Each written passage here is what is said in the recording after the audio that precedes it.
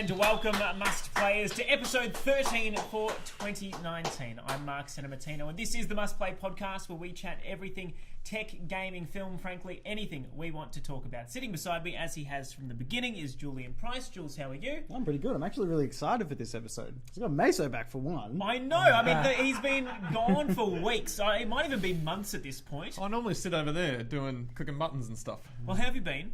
All right. Yeah? It's not like I didn't see you earlier today. No, anything. yeah. That's fine. We're happy to have you back, May. So we're talking plenty this week. All three of us, plus Tim Finesse, went and saw Toy Story 4 on Monday night. We've got little Bunny here to help us out with our review a little bit later in the episode. We're also going to be talking a lot about Facebook's new cryptocurrency, which is huge. Could really change the face of the way that we pay for things, particularly over Messenger and WhatsApp, if you would believe. And we're also going to be having a little bit of a chat about a new Mario game coming to our mobile devices. But before we do, we've got a sponsor for this week's episode, Moondog Brewery, who are based out of... Is it Abbotsford? Abbotsford. Mm-hmm. Not too far away from where you live, Meso. I frequent in there a lot. Yeah, a lot. A lot. You've poured a bit of money into this company, and they've been nice enough to send us a bit of their beer. I'm putting their kids through college. So at the moment... All of their children. Yeah. So at the moment, we are basically the front bar, but for video games, which is great. We're happy to take that mantle off Channel 7. But we are, of course, called Must Play. But just quick review, mate. So you like these beers? Yeah, I do. They're really good at sort of specialty beers. So they have... currently, they've got a mullet collection of sours, so they're really, really good. I understood nothing in that Yep. sentence. Was that a mullet collection of It's sours? like a mullet collection. They made 3 sours. It's called the mullet collection. So they're named after David Bowie's one. I can't think of the other ones. off the top of my Named head. after people's After famous mullets. Yeah. All right, well, that sounds Delicious. great. If you've ever thought mullets were appetizing, get on down to the Moondog The Brewery. in boysenberry Abbotsford. one is my favourite. The boysenberry. We also have to give a big shout out to the people that made this movie, not only for sending us along, but for giving us our 2 prize packs, which we are going to give away first up in this episode. Jules? Oh, we have 2 amazing prize packs. If you entered the competition, it was run on our Facebook page. You were in for a chance. Mm-hmm. All you had to do was comment, a couple of mates, and then share the post. And we're seeing a bit of it right now. It's, of course, for Captain Marvel. This is our galactic giveaway. Fantastic film when we saw it. It was really the big setup to Avengers Endgame. Of course, Brie Larson was... I suppose there was a bit of doubt about what her character would be like. I really liked it. It's all about girl power. Gave it a pretty positive review, although it wasn't my favourite Marvel movie. That being said, I think she's going to be critical to the whole next generation which come out. So if you haven't seen this origin story, now is the perfect time. It came out on Blu-ray today. Today, you can get We're it giving now. away 2 prize packs, which look like this. You not only get the Blu-ray, but you get, what is it, Jules? A backpack, You get a cap? backpack, a cap, you get a light-up USB, and a special Captain Marvel notebook. Well, thank you so much to everyone who interacted with us on Facebook and Instagram for this one. We said we were going to pick 2 winners who not only liked the post, shared it, and also tagged 2 of their friends that they can watch this movie with. And we have the winners, Jules. Do you want to announce? Do we need like a drum roll of some kind? I didn't download it. That'll look. The production on the show is second to none. Oh, congratulations to Lachlan. And I'll let Santa reveal our next winner. It will be Carla Kerr. Hopefully you're both watching tonight. That is Lachlan. I want to say Arihi. I have no idea how to pronounce that last name. We'll send you a message on Facebook and we'll let you know how you can claim your prize. Thank you to everyone who entered, of course. We've got plenty more to come up in terms of giveaways in the coming weeks. So if you didn't win this time, please make sure you're on board next time. It was all random, but maybe next time we have like a little bit of a competition that involves... not a 25 words or less, but we want a laugh. Bit of creativity. We want a laugh. Yeah. Either way, congratulations, Lachlan and Carla. Biggest news item for me during the week, Meso, was the fact that Facebook is launching a cryptocurrency. Now, do you know much about crypto at all? I know that a lot of people went very badly and very few people did very well with cryptos, but I just know it's a risky stock market, basically. Well, it basically was a bubble. Yeah. The value of cryptocurrency is pretty hard to judge because it's not necessarily associated to anything else in the world. It is just supposed to be, at least for example, with XRP, which is Ripple. It's like a go-between for banks. That's where they saw the money really being there for. It peaks and troughs really quickly. Yeah, I mean, it's troughed. It's troughed hard for me. Don't want to say how much I lost, but Anyway, Facebook has come out during the week and announced this. It is Libra. Their software is going to be called Calibra, and it is their new platform which is going to run through not only Messenger but also WhatsApp with all of these partners. You can see MasterCard, Uber, there is Visa as well as Spotify. There's more than 30 that are all coming together to form a brand new cryptocurrency. I mean, Jules, is this something that, first of all, you thought Facebook would do? And is it something that you would be interested in? I didn't see Facebook doing it, and no, I'm too scared to dip my toes into this water. They say that they're not going to be associating your money with your social media accounts. It will still run through Messenger, but basically the data... That's so strange. How could it not? Yeah, and like when I think of security, Facebook's down the bottom of that list. I mean, I'm off Facebook because I've already been hacked. So now I don't have Facebook. Well, of course, you don't need to necessarily have a profile to do this. No, yeah. This really will be for anyone that's got Messenger or WhatsApp. It'll just be like a simple way to send money if you have it hooked up. But is that something that you think is potentially interesting? It's definitely going to be a game changer because someone that big, it'll be. Yeah, I mean, because I'm with Commonwealth here in Australia, and they have a similar. It's not similar. It's not like a cryptocurrency, but you can pay over Messenger and over a phone number on that, just like that sort of thing. So I'm not interested in that at all. Fair enough. Well, for people that are, it will be hopefully launching, they think, in mid next year. They do have a lot of private backers with Visa, MasterCard, as I mentioned, who are all basically jumping on this to try and create a digital wallet that can be quote-unquote trusted, because there is a lot about Bitcoin in particular that was viewed as very fickle. Obviously, there were a lot of coins which were being created which were never designed to actually be used in real life, and this is the difference for this one. They're hoping that is what gets this over the line. And I saw PayPal's one of the 30 as well, and nearly everyone's on PayPal already. Well, look, I think if it does anything, I mean, what I hope above all cryptocurrency does is that it just makes all payments instantaneous. Yeah. Because even now, when I transfer money out of my bank accounts, it can take 2 days, sometimes even 3 days if it's over a weekend, to actually appear. Which it's bizarre that happens. It seems ridiculous. And I know they've got to go through their checks and balances, but it just seems a bit wrong. Crypto can do that in a matter of seconds with their blockchain technology. Facebook is going to have their own version of blockchain technology. How that's actually going to work, they didn't say, because obviously it's all very secretive and they don't want anyone to be able to hack into it. But Libra and Calibra are their brands. I think it's very interesting that they've gone for Libra, which is, of course, the star sign for balance and all the rest. And also women's hygiene products. Yeah. I mean, yeah. I don't know. Yeah. Well, look, either way, it has blown that out of the water, because now if you literally just type in Libra to Google, that's all you get. It's just Facebook. So brand recognition has gone through the roof on them. Jeff, can I just quickly ask, off screen, would you sign up to an app that allowed you to just trade money via Facebook? A shake of the head. That's a big shake no. of the head.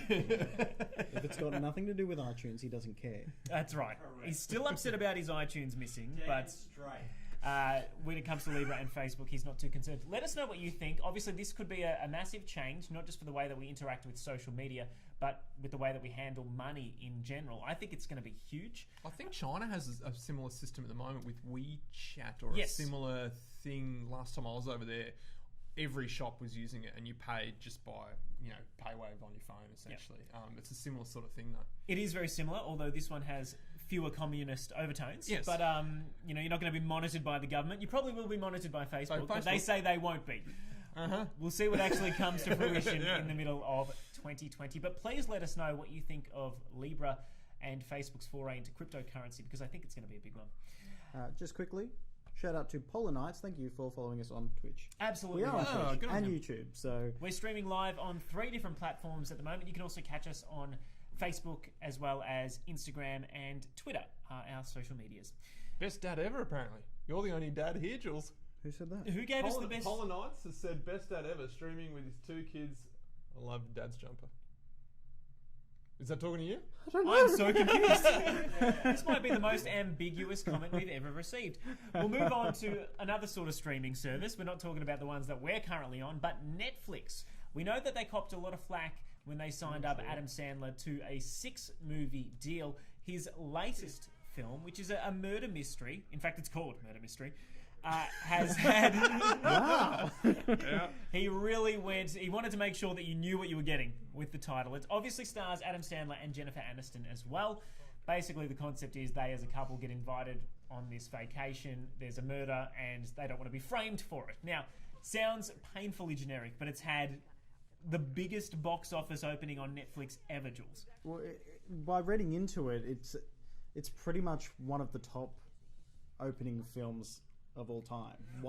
Yes, if this was in the cinemas and as many people that watched it over the opening weekend, which I think was something like 30 million, Almost 31 million metric accounts have watched it in the first 3 days alone, then I think it would only be lagging behind the Marvel movies so far this year as a box office hit. Now, obviously, slightly different. People don't go to the movies and pay $17 to watch this. They just sort of sit on their couch and it's there already for them to stream. I gotta say, I didn't really see much about this movie at all. I didn't see any promo for it or anything. Oh, I saw it on the opening screen on Netflix and just went Adam Sandler, scroll past. Well, see, these days you don't look at Adam it. Sandler these days or Jennifer Aniston and go, "Oh wow, what a great cast!" Bankable stars. You're like, they're still great actors, but there's just nothing there special anymore, I feel. Oh, they both just play themselves. Let's be honest. It's gotten to a point where they play themselves. That being said, a lot of people still love Adam Sandler. I know, you're someone that... No, Happy Gilmore. What a movie. Fantastic. Of course, the originals, but lately. I don't think anyone was looking at...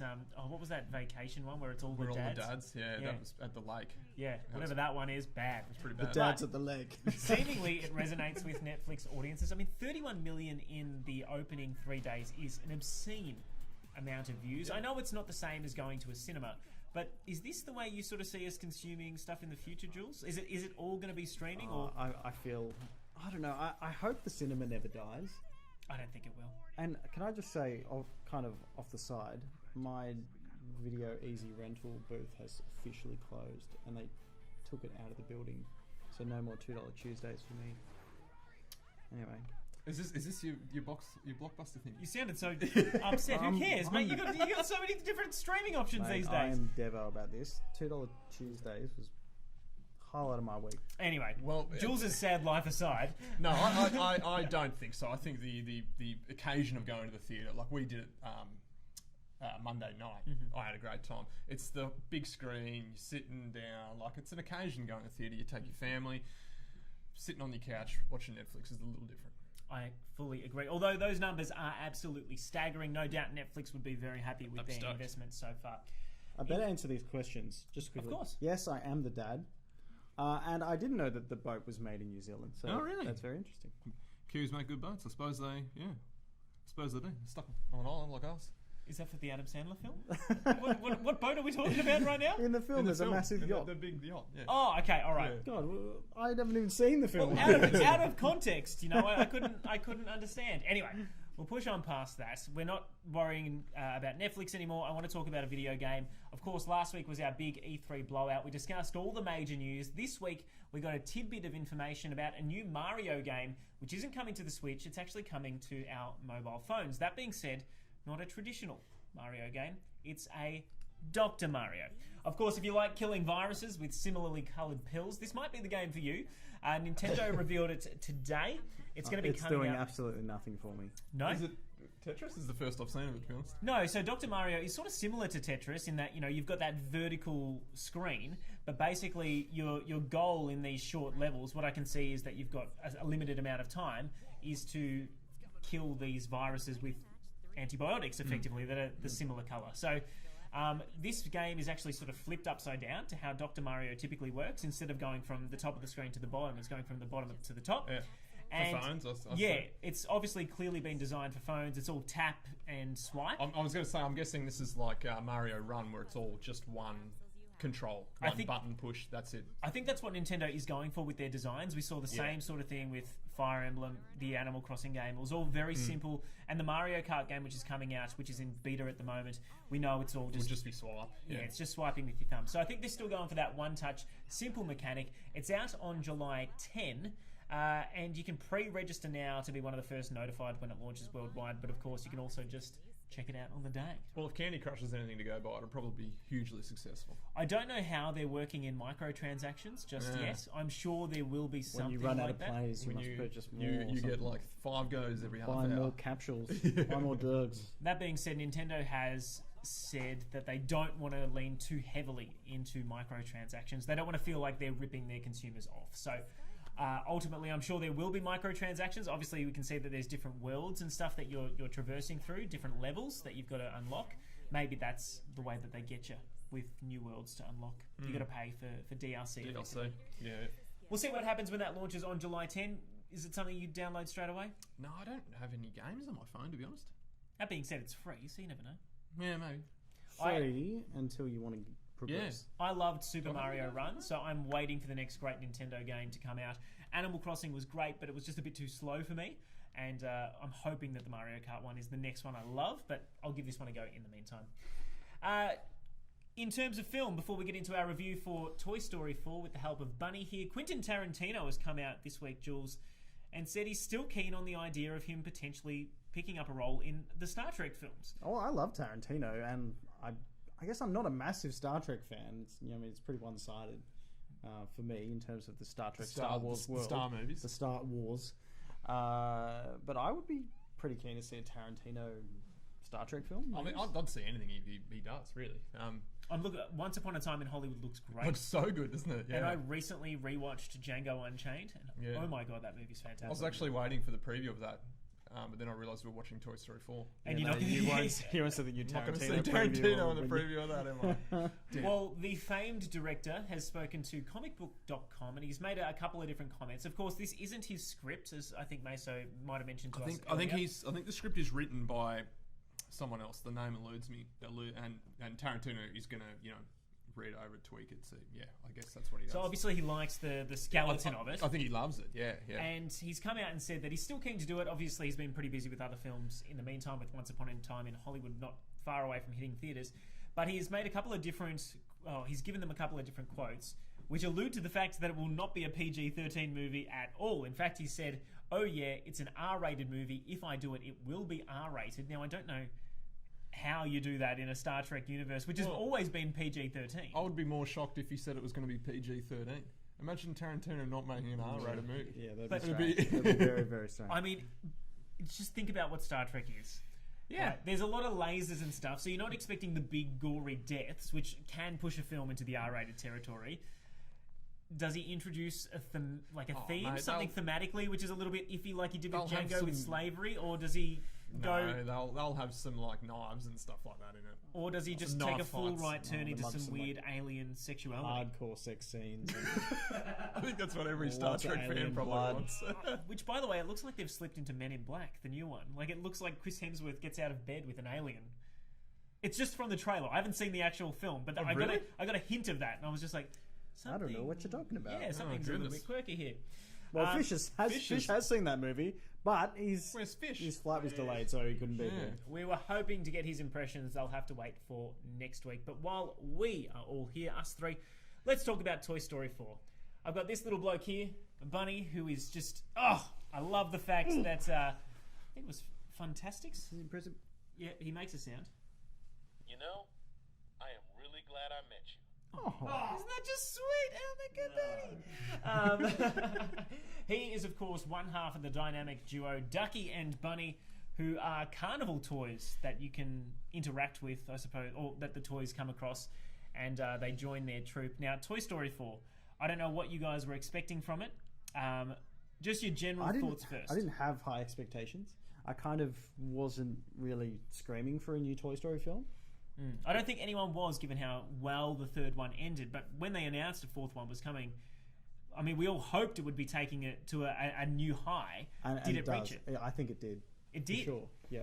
I like this one better than the third one. Really? Meso? I really liked it. But the third one's sort of... I think it's probably sits underneath the third one for me. Well, I think it's different. The third one's quite emotional. This one's just laugh out loud funny. It is. It is funny throughout. Yeah, it's really funny.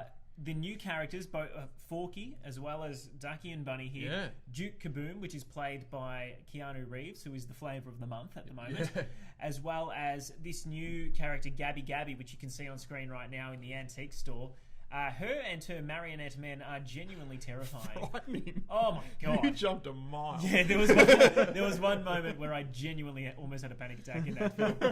But Badass Bo? While she's on screen, let's talk about Bo Peep, because they have reinvented this character in a way I wasn't expecting, Jules. I loved it. It was great to see her dressed down and just in the thick of it. No spoilers, but yeah, she's a badass in this movie. She's able to handle that cane, which she would typically be using to herd sheep in just the most badass way. She uses it almost like Rey does in Star Wars, like a dual ended It has lightsaber. multi-purposes, that thing. And we get to see her sheep, Billy, Goat, and Gruff. Yes, which Woody can't remember the names of initially, which is quite hilarious. I'm amazed you did, actually. Look, it's a great story. It's it really delves into, I suppose, what Toy Story always has, which is the fear of outliving your usefulness, which is something that has plagued Woody in particular for a long time. And even though they do it in a slightly different way, I think it does. I mean, does it add? Because Toy Story 3 finished so well. I think it adds. Forky adds a sort of layer of like a character struggling with identity, and I think that sort of adds another layer that that removes it from the what you said about running out of purpose. So he's a different sort of character that they added, and it works an absolute treat. Because I think so many people relate to that sort of, finding your identity, especially kids. I think that is definitely the theme of this movie. Yeah. Finding your place. Finding your place, yeah. And of course, it does harken back to those old school Toy Story themes where, I mean, it's almost like Woody is the parent. And there's a lot of that, you spend so much time with this kid who eventually grows up and wants to do things on their own and goes to college or gets married or whatever it may be. And you're just sort of sitting there like an empty nester. Something you've got to look forward to, Dad Jules. I'll leave eventually, Jules. They'll fly away. Oh, please. Your beautiful baby girls. No, that is a long time away. Look, I also thought the film was great. If you were to give it a rating out of 5, I mean, it would easily be above 4. Yeah. Where it sort of sits in that scale is sort of up to your personal enjoyment. Wouldn't say it's perfect, but it's definitely a 4.5. No, I mean, I had a few issues with the ending, which I won't spoil here, but I definitely don't think it's as emotional an ending as we got in Toy Story 3, and I think that's the biggest problem for me is not that I didn't enjoy the movie. I loved the movie. Like, what a way to spend an hour and a half or however long it goes for. But I still have such a special place in my heart for Toy Story 3 and the way that wrapped up. I mean, the original Toy Story came out when I was like 5. I loved that. I loved the second one. And it finished so perfectly that I thought this might be not a bit of a cash grab when I initially saw it, but just a way for them to have another solid film that they bank on. And it's so odd that we get 4 films. Like, do you think we get another one after this? I don't know. I'll tell you what, the animation in it is unbelievable. Well, I watched the first Toy Story the other night. Oh, really? They've Can you improved play a it little again bit for us, Maso, because we'll have a bit of a look at the detail that they've done. Where is it? I mean, this is one of the opening scenes of the film after Woody goes to preschool and... Woody? The amazing is the carnival setting, which I think is later on in the trailer. It is. Yeah. I just find it incredible how expressive they were able to make a spork. Yeah. He literally has 2 googly eyes and what is it, like an elastic band mouth or something, and you actually feel like he's a genuine character. Yeah. It's quite crazy. But look, I think you're right. The lighting in particular in this film was second to none. I would love to go back and watch the original Toy Story. I was watching some of the Toy Story 2 behind the scenes making of this morning as I was getting ready for work. Because, by the way, did you know that they accidentally deleted about 90% of that film? What do you mean? Sounds like something I did. Well, as in the all of the assets, 3D files. Yeah, all of the 3D files were held in one computer at Pixar. Right? Yeah, almost like a hard drive. And whoops. There was somebody doing some system maintenance, and they accidentally... It wasn't like highlight folders you want to delete. It was an old school Linux system. So they had to actually punch in the command, and they inputted it incorrectly. So instead of deleting a few files, it deleted everything. And so by the time that the Pixar people working on it realized, Woody's hat had disappeared, then his badge had disappeared, and then he disappeared, they called up to stop it, and about 90% of it had been... So this was in the making of Toy Story 2? Yeah, less than a year away from its theatre. Well, that person was fired or release. killed. But what ended up happening was there was one of the head animators was pregnant and gave birth and was working from home during the actual making of the film, and she had a backup of everything on her computer. So they managed to bring that into the Pixar Animation Studios and pull everything off that one computer. Amazing. Mat leave, paid in full. Yeah, exactly. Yeah. If ever you need a reason, employers out there, to give your women better maternity leave, that may be it. And backup if your And a entire hard server. drive. Yeah. Yes. Now, of course, we all love the film. I would definitely urge you to go see it. We have the poster behind us. It's out officially on June 20, which is tomorrow. Tomorrow, yeah. If you haven't booked your tickets, just go see it. It's a really good film, actually. Yeah. Before we talk about the games that we're playing this week and what we want to wrap up on, Jules, you've got a challenge All for right. us. So, Toy Story 4, out tomorrow, as we just said. We get a new character, and his name is Forky. Yes, we've spoken about him a little bit already. He is something created by a preschooler. And I thought we should all have a turn at making our own Forky. Okay. Now, you did this with your daughter earlier in the week, I did. so you have an unfair advantage. It's And you have a daughter. I haven't Not done this difficult. for. Can I just say, this is dad level organisation. Yeah. We've got our little Coles put Ziploc this bag. We've got our spork. We've all got right. our So perfectly coloured. inside your baggie, you will find one spork, one red pipe cleaner. What is that? I'll explain. Oh. You've got 3 different colours of plasticine. The white one, that's for the base. That'll stick his legs on. Okay. The red, that's for his eyebrows, and the blue, that's for his mouth. Oh my Oh god. my god. All right. All right. Hold on. I need to get all my bits and bobs out. So how long are you giving us to make this thing? 30 seconds. 30 seconds? Let's move. All right, and what? After this, is somebody going to judge 30 us? seconds. My god. Well, Jeff, would if you it, be willing to judge our Jeff, Forky? No, you're showing his head. All right. Well, how about we post them up afterwards and you can vote? all right. Put them on the. That Take sounds photos of them.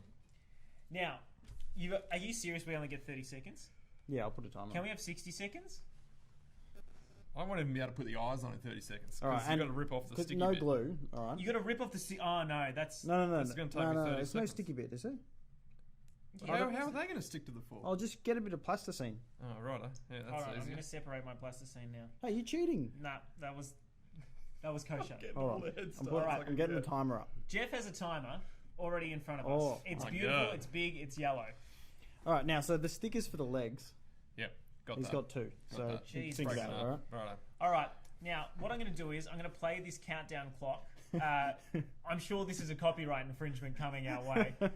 It's just the audio of the fantastic show Countdown, of course, a British game show.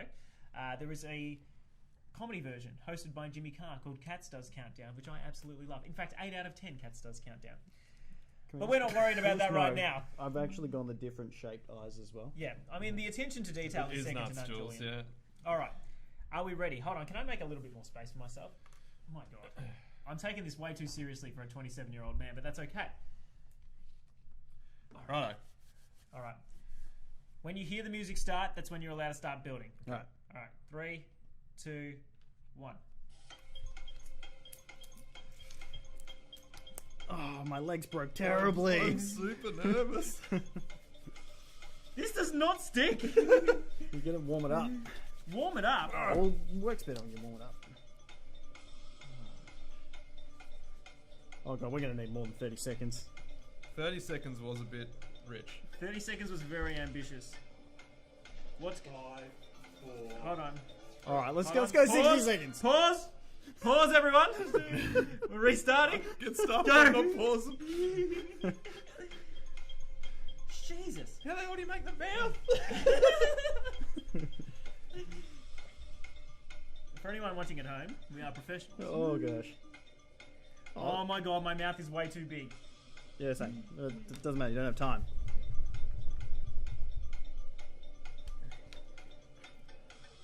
Oh gosh.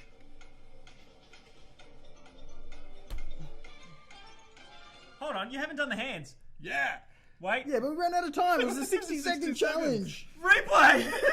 Oh, it's still going, Santa. He's gonna try and perfect his little Hold on. forky. I wasn't far. Nah, come on, Santa. That's enough. That's enough. I refuse. I need to put the All eyebrow. right, get your eyes on. God damn it. Just spin, Come on, mate. spin yours around, Jules. Mine is mainly stuck to the desk. How did we go? We need. God damn. Yeah. Well, I can repair. Can I just say, What is I was that? allowed to finish that just because I had to put the timer on, and you guys got like Oh, a split second. come on. We Agreed, got a Jeff? split second because you had to put the timer on. My microphone is anyway. Look, irrelevant. Here we go. Come on, my Forky, stand up, mate. Do we get extra points if ours stands up by itself, Julian? Oh, well, mine did, Honestly, but he fell over. mine has been there, ready to go. For those There watching is- at home, There is extra tweak. mine has been there, ready to go for a Oh, while. Oh, now there's plasticine on the disc. Alrighty, you guys let us know who you think wins. We'll take photos of So them. Put 'em up. that's mine, that's Meso's, that's Santos. Absolutely abysmal. What do you need from me, Jeff? Jeff, is that better? Is that okay? All right, there we go. Sorry, we knocked the microphone and the advertisement for Moondog Brewery, who have given us Are these cold? these beautiful beers. Oh, these are cold. Yeah. Was a little. Yeah, can you get me that one, by the way? Oh, I'm you out. go. Thank you. Oh, you got one? Yeah, I've Alright. still got some to go. There you go. Cheers. Let us know what you think is the best Forky. Mind you, that was the most fun I've had on this podcast ever. So maybe we just become an arts and crafts podcast after this. got it. You happy with that? Probably as good as other doing video game I don't think reviews. you can see their feet. Well, look. Don't. All right, Jules, you're getting a bit finicky. Yeah, all but right? no one can see their Don't feet. touch my Forky. All right, I put a lot of time and effort Oh, into my that. Forky's... No, he's All dead. 60 seconds. Move over, Millennium Falcon. Let's talk about the games that we are playing this week, or the TV shows that we have been watching. I'm going to start with you, Ryan. I have two. I'll start with the TV show, which I got. Last Fork Standing. Last Fork Standing. Sorry, TV show. Which I got a few is Chernobyl. Which is it's 5 episodes, they're an hour long each, so it's quite easy to get through. It's absolutely terrific. What a Do you show. want to explain what Chernobyl was for anyone watching at home that may not have seen the show? It's the nuclear disaster in northern Ukraine, Yes, 1986. 1986, which is. Oh, I nearly said it was the year I was born. It's not the year I was born. It's the year after I was born. God damn, you're old. Yeah, You were and alive when this happened? it just follows a couple of characters, maybe 5 characters through essentially the first 3 episodes or 4 episodes are literally the hours after, Yep. the days after, and then it moves on into the years after. Of course. It was such a massive disaster. I mean, Yeah. there's a bit of conjecture about how many people actually died or were affected by the radiation I as mean, a result. we'll never know, but it tackles just the cover-ups and the straight-out lying so wonderful. Like you just sit there watching it on the edge of your seat, going, "What?" We should mention that it is a dramatisation, so it's not... Dramatisation, and it's also a British TV show, so it's British actors, British accents playing. I did think that Russians. was a little bit strange going into it. It is, but I'd rather them do that than to have British actors doing Russian accents. I'd rather them just go, stuff it." The show was that good, I probably could have watched it with subtitles. Oh, yeah, I probably could have too. Yeah, the first episode Did you finish it? is. Of course. Oh, you have finished it. Yep, Yeah, I've finished it. The first episode is like on the edge of your seat the entire time. Yeah. And it's not really something you can spoil because, of course, it's part of history. Yeah, it's like how was Titanic? it moves. It moves through. Whoa! It moves through obviously the explosion. Yeah. The way it was handled afterward, like in the immediate aftermath by Yeah, the authorities. like, literally in the minutes after it. How it affected the firefighters that went there first, how it affected those living nearby in the towns, how the governments responded and eventually investigated and tried to get down to the bottom of the Soviet cover-up, effectively, Yeah. which outside of their borders, they were pretty intent on making sure it looked like they had all this under control, when Yeah. really they did not, or at least And according it's to one this. of those shows where every single thing that they're doing, I'm like, why are you doing that? Yeah. Really gets to you. You really get invested in But it. you understand why they are from an Yeah. international relations perspective. I mean, what I got out of it was sort of like this. I was sort of sitting there going, "This could only happen to the Russians." But then, as the series went on, I started thinking, actually, this is so bad. They're probably the only nation that could have fixed it, Well- and fixed it to as well as they did. That we know they did. The response from all of the Just 'cause politicians just being like, "You've got whatever you need." And I mean, this isn't modern day Russia. This is Soviet Russia. And just they go. I think you have whatever you want. And then they just have. Can we have the entire nation's worth of liquid nitrogen? Yeah, it's there the next day. And I Like- don't know what it is about that disaster in particular, but because I know we've had, obviously Fukushima, there was the earthquake, Fukushima, and Three that's Mile happened Island. there in Japan. But because we're not nuclear physicists, it was quite interesting to learn about the reactor as well and where things went wrong. And Yeah. just if something like that happened, a lot of the time you can be watching TV shows or films and you're like, well, I'd do this. Yeah, But Chernobyl, I was like, I have no idea. I'm like, get in the experts. I have no idea what's going on. I thought the show did a really good job of assuming the audience has a base knowledge of radiation, so that when they had shots of like water dripping, everyone I don't think people at home were thinking, oh, that's gonna clean them. I think everyone at home was like, oh. Yeah, it's contaminated. It's contaminated. Yeah, I think they did that really well, and so all the rocks. They do explain it though. They do explain it, but And there was that whole thing in the first episode when everyone's so curious about what's happening and they go and take a look. Oh, what's going on? And then it's like raining. Yeah, and you get the glow, and you just the whole time you're there going, "Don't walk closer to it." Leave. Yeah, it's a great mini-series, only 5 episodes, so it goes for less than 5 hours all up. Yep. I think, but well worth a watch. It's on HBO. Yep. If you are keen to watch it. And the video game I've been playing is the new DLC for City Skylines called Universities, or it's called Campus, or something like that. Maybe Universities Campus. Right. And it just adds a new layer of universities and education to the game, and it's fantastic. That game is one of my all-time favourites. You've sunk a lot of time into City Skylines. Oh, hours and hours and hours. I reckon I'll be 120 plus hours, I reckon. It's great, and this is a really good addition. Well, you're dabbling in DLC. Julian is getting ready for his next big AAA purchase by playing a free game, because it's now been released on PlayStation Network for free. That's why I wanted to mention it. Really good timing. If you've got a PlayStation Plus subscriber, you can get Borderlands 2 and the prequel to Borderlands 2 for free on the PlayStation Plus subscription service. So I've just downloaded that and started playing the prequel because I'd never played it before. And also good timing as well, because this week... so from the last week and this week, you can play the expansion to Borderlands 2, which will bridge Borderlands 2 and 3 together. That's out for free, but you've only got until July 8 to pick it up. Mm-hmm. And I understand you've also fallen victim to the hype of E3 when it came to I did. Final Fantasy VII? I purchased Final Fantasy VII on my Switch. The OG one. The one that originally released on the PlayStation 1 where they had bricks for hands. It took me more than a minute to get into it. But it takes a lot longer to get into it. I pushed through. I'm really liking the combat system. I haven't played a game with that sort of combat system before, the timed moves and everything like that. And I think I'm going to really enjoy it. To be honest, I still haven't worked it out.